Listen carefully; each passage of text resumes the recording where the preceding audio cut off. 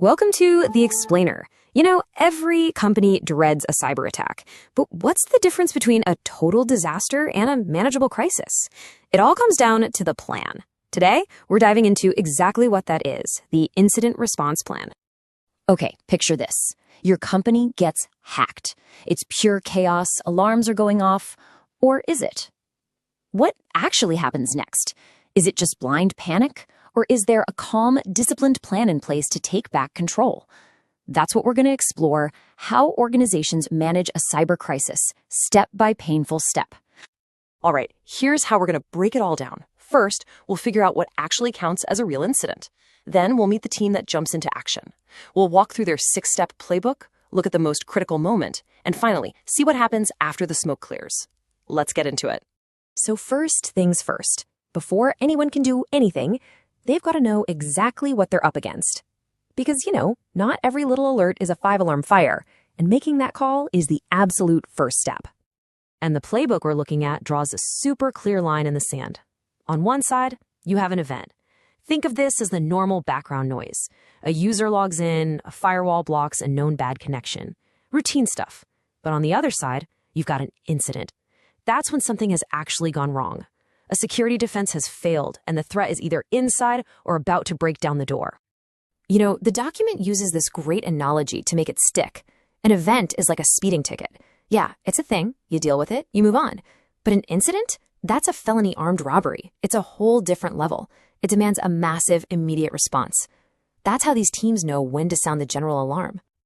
Okay, so once an official incident is declared, it is go time. It's all hands on deck, but it's not chaos. A highly specialized team gets activated, and everybody knows exactly what their job is.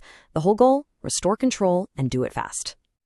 So the team basically has two parts. You've got the ISO, the Information Security Office. Think of them as the generals in the command tent, looking at the big map. They're handling the overall strategy, risk, and communications. Then you have the CSIRT, the Computer Security Incident Response Team. These are your special forces on the ground, the ones doing the hands-on, keyboard work, hunting down the threat and kicking it out.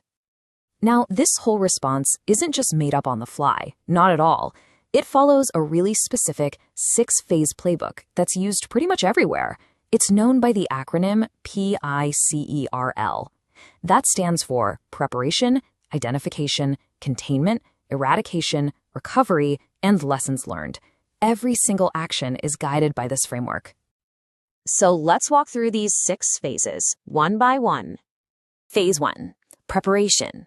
And this is key. The fight actually starts long before an attack ever happens. This is all about getting your defenses ready, putting the right tools and policies in place. The source material uses this amazing phrase for it, ensuring cyber weapon readiness. Really tells you how seriously they take being prepared. All right, so an alarm goes off. We're now in the identification phase. And the very first piece of advice they give the responders is honestly just gold. They're told, breathe. Think smooth is fast. In other words, don't panic. Rushing causes mistakes. Being calm, deliberate, and methodical is actually the fastest way to figure out what's going on. Okay, now we're getting to the heart of it. This next phase, containment, is what many experts will tell you is the single most critical moment in the entire response. And the source material could not be more clear about this. I mean, it's literally written in all caps. Containment is the most important thing to do. It's all about stopping the bleeding. You have to prevent the attacker from getting any deeper into your network. Everything else can wait. So how do they actually do that? Well, the CISRT has a whole toolkit. First, they figure out exactly which systems have been hit. Then, they roll out what they call the 6 Ds. This is stuff like detecting what the attacker is doing, denying them access by shutting things down, disrupting their tools, and even deceiving them to throw them off the trail.